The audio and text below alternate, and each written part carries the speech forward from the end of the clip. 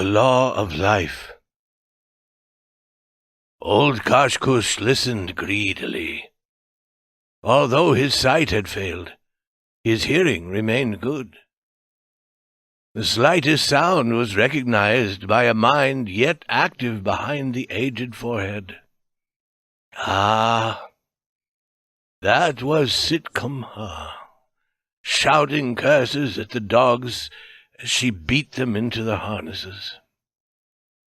Sitkamha was his daughter's daughter, but she was too busy to waste a thought upon her old grandfather, sitting alone there in the snow.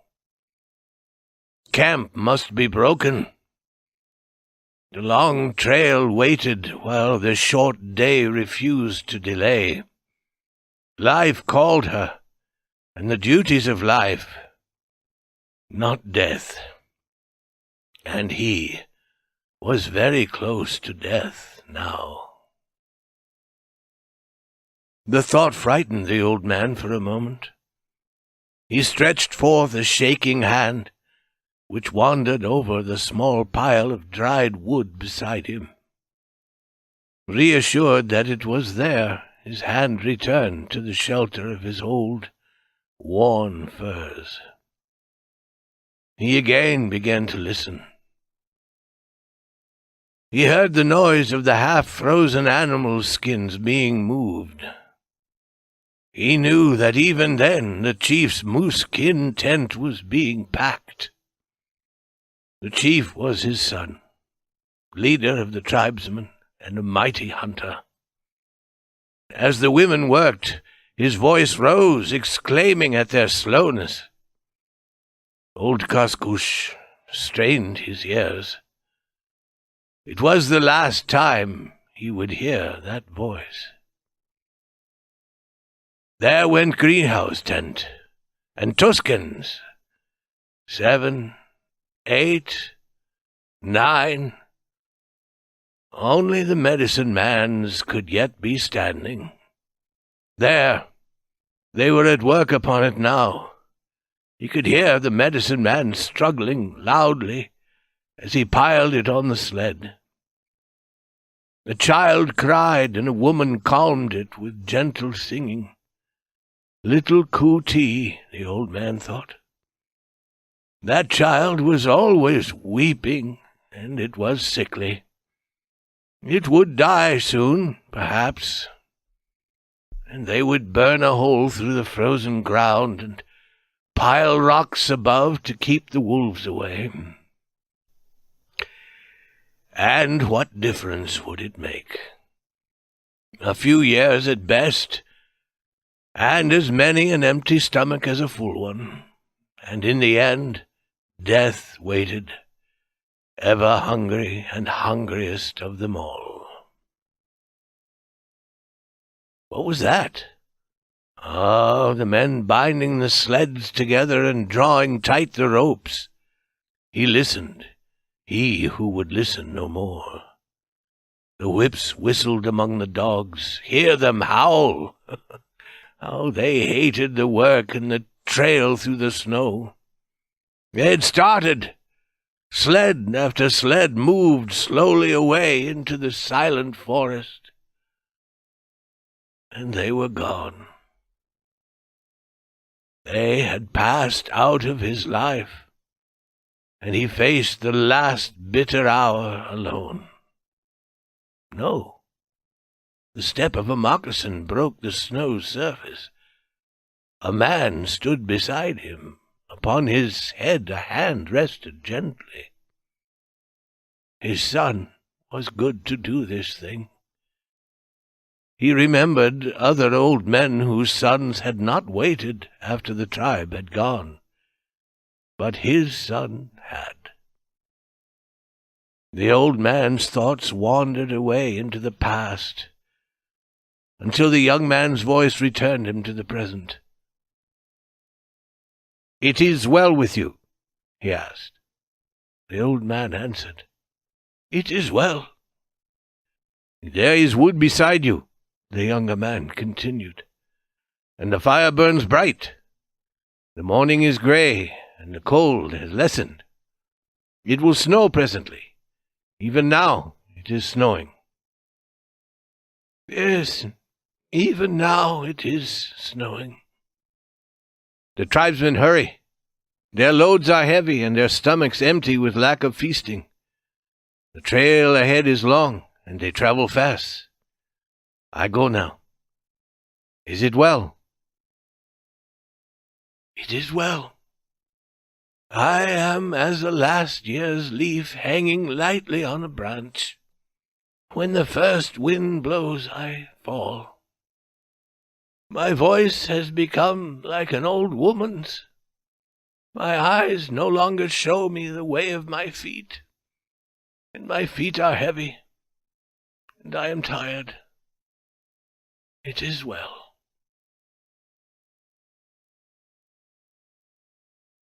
He bowed his head in contentment until the last noise of the moccasin on the snow died away. He knew his son was beyond recall. Then his hand moved out from the firs to touch the wood. It alone stood between him and what lay beyond the death that opened before him. Now the measure of his life was a handful of sticks.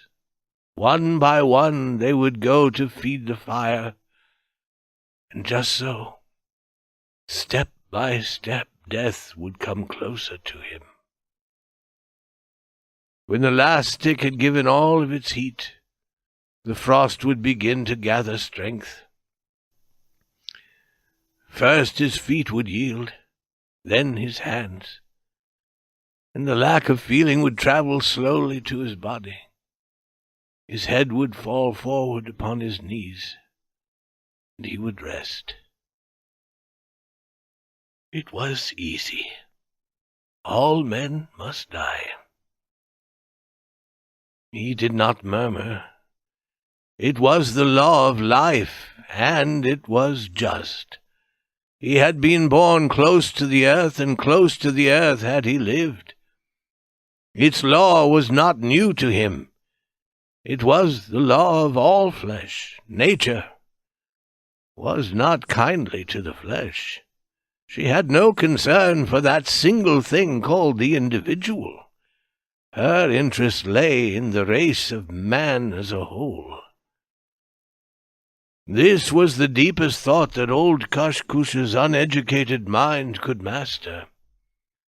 But he grasped this idea firmly. He saw its truth displayed everywhere. The awakening of life in a tree, the bursting greenness of its branches, the fall of the yellow leaf. In this alone was told the whole history. But one task nature did give the individual. Did he not perform it, he died. Did he perform it? It was all the same. He died. Nature did not care. There were plenty who would obey. It was only the need that this duty be obeyed, not the man who obeyed it, which lived and lived always. The tribe of Kashkush was very old. The old men he had known when he was a boy had known old men before them.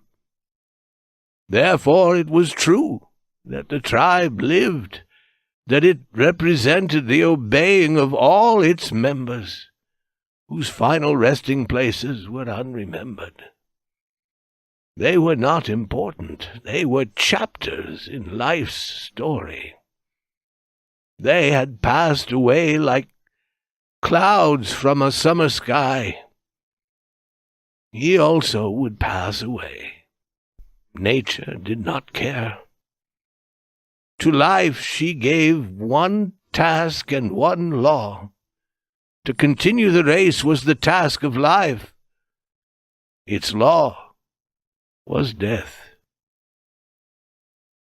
A young girl was a good creature to look upon, full-breasted and strong, with a lightness to her step and a shine in her eyes. but her task was yet before her. The light in her eyes brightened and her step quickened. She laughed with the young men, then she turned away. She passed on to them her own unrest, and she grew fairer and yet fairer to look upon. Finally some hunter took her to his tent, to cook and work for him, and to become the mother of his children. And with the coming of her children, her beauty left her. She dragged her legs and arms when she walked. Her eyes lost their brightness. Then only the little ones found joy in the old lined face. Her task was done. In a little while, in the first famine or in the first long trail, she would be left, as he had been left in the snow, with a little pile of wood. Such is the law. He placed a stick carefully on the fire and returned to his thoughts. It was the same everywhere, with all things. The insects disappeared with the first frost. When age settled upon the rabbit, it became slow and heavy and could no longer run faster than its enemies. Even the big bear grew old and blind, to be dragged down at last by a small group of barking sled dogs. He remembered how he had left his own father along the Klondike River one winter. It was the winter before the missionary came with his books and his box of medicines.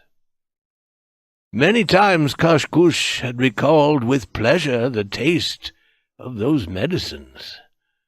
The one called painkiller was especially good. But now his mouth refused to moisten. He remembered that the missionary had become a worry to them. He brought no meat into the camp, and he ate much. The hunters did not like this. Then, when they were near the Mayo, he became ill, and afterward the dogs pushed the stones away and fought for his bones. Kashkush placed another stick on the fire, and let his thoughts travel deeper into the past. There was the time of the great famine.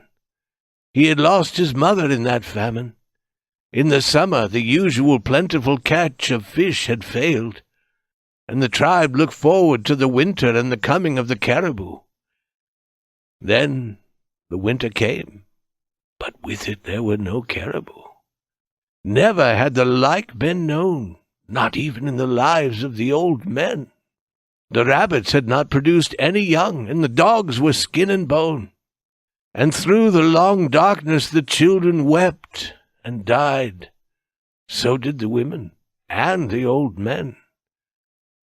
Not 1 in 10 lived to meet the sun when it returned in the spring.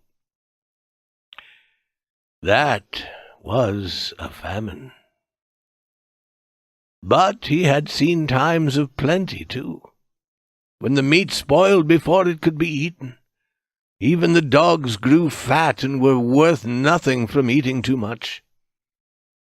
In these times they let the animals and birds go unkilled, and the tents were filled with newly born children.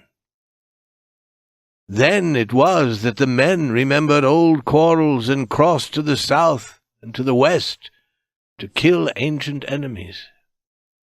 He remembered when a boy, during a time of plenty, when he saw a moose pulled down by the wolves. Zingha lay with him in the snow and watched. Zingha was his friend, who later became the best of hunters. One day he fell through an air hole in the frozen Yukon River. They found him, a month later, frozen to the ice where he had attempted to climb out. Zingha and he had gone out that day to play at hunting in the manner of their fathers. Near a creek they discovered the fresh track of a moose, and with it the tracks of many wolves. "An old one," Zingha said. "It is an old one who cannot travel as fast as the others.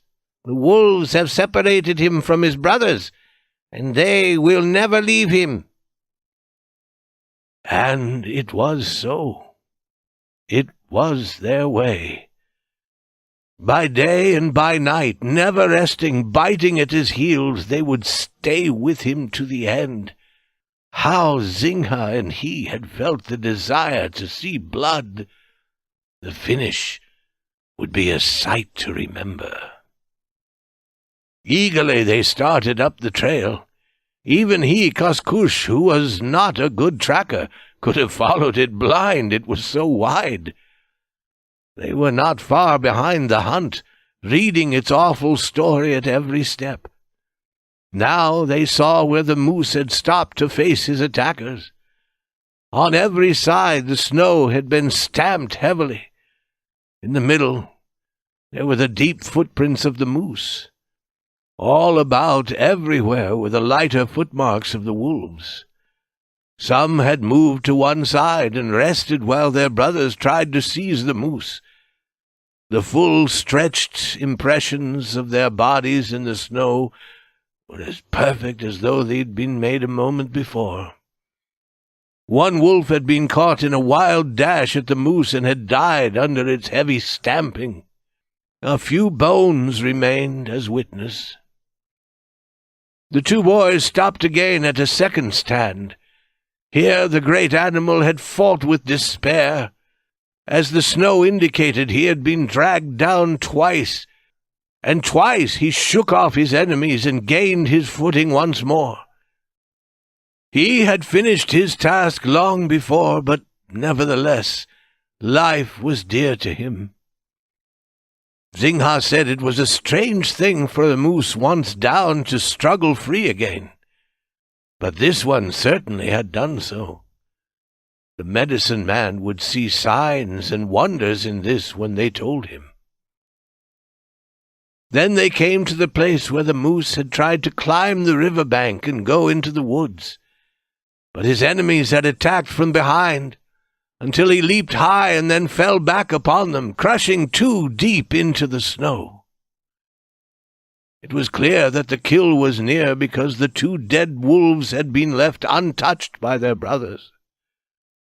The trail was red with blood now, and the distance between the tracks of the great beast had become shorter and shorter. Then they heard the first sounds of the battle, the quick bark of the wolves which spoke of teeth-tearing flesh. On hands and knees, Zingha and Koshkush made their way through the snow.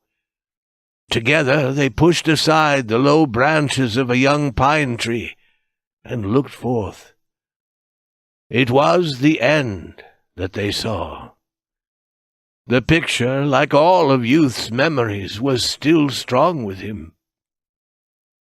His eyes now watched the end acted again as clearly as in that earlier time. Koshkush was surprised at this, because in the days which followed he had done many great deeds. He had been the leader of men, and his name had become a curse in the mouths of his enemies. For a long time he recalled the days of his youth, until the fire grew cold and the frost bit deeper. He placed 2 sticks on the fire this time. Then he figured how much life was left by the amount of wood that remained in the pile. If Sitkamha had remembered her grandfather and gathered a larger armful, his hours would have been longer. It would have been easy, but she was always a selfish child. She had not honored her ancestors from the time the beaver, son of Zingha, first looked at her. Well, what did it matter? Had he not done the same in his own quick youth? For a while he listened to the silent forest. Perhaps the heart of his son might soften. Then he would return with the dogs to take his old father with the tribe to where the caribou ran thick and the fat hung heavy upon them.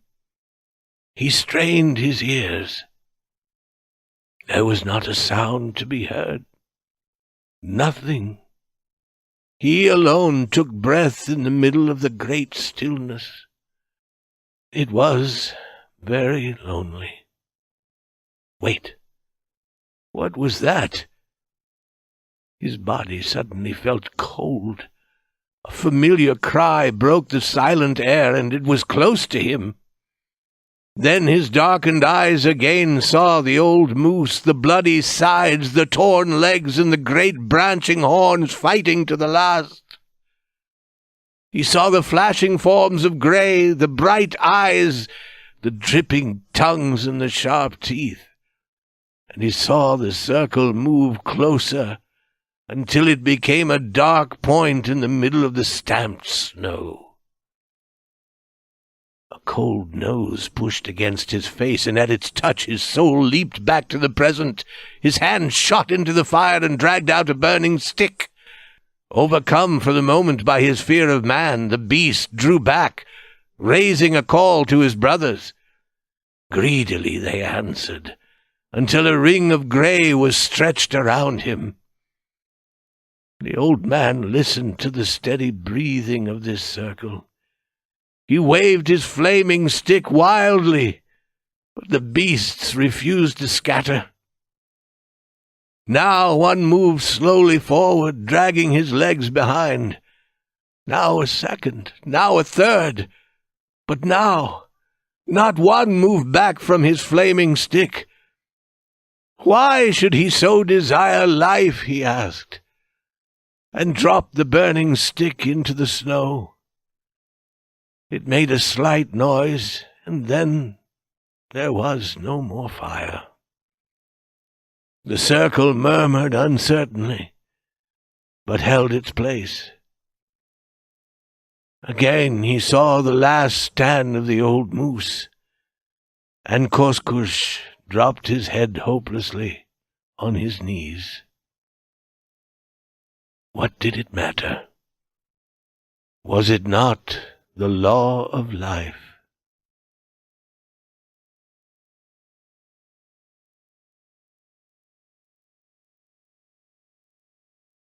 Whistled among the dogs. Hear them howl! How they hated the work and the trail through the snow. They had started. Sled after sled moved slowly away into the silent forest, and they were gone. They had passed out of his life, and he faced the last bitter hour alone. No.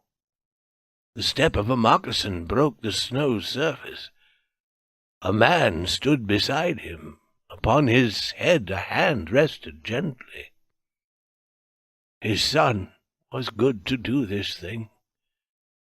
He remembered other old men whose sons had not waited after the tribe had gone. The law of life. Old Kashkush listened greedily. Although his sight had failed, his hearing remained good.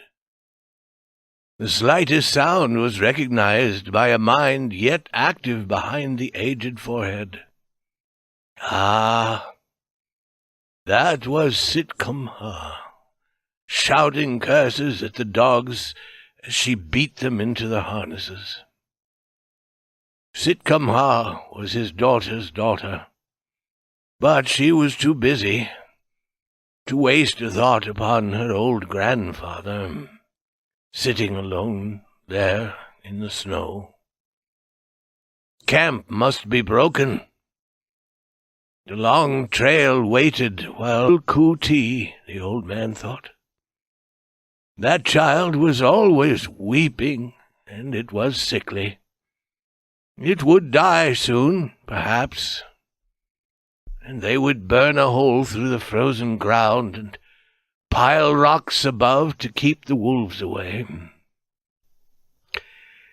And what difference would it make? A few years at best, and as many an empty stomach as a full one, and in the end death waited, ever hungry and hungriest of them all. What was that?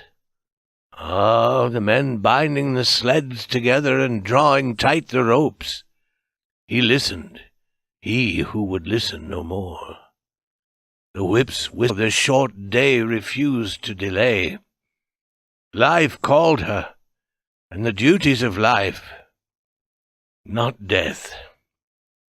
And he was very close to death now. The thought frightened the old man for a moment. He stretched forth a shaking hand, which wandered over the small pile of dried wood beside him.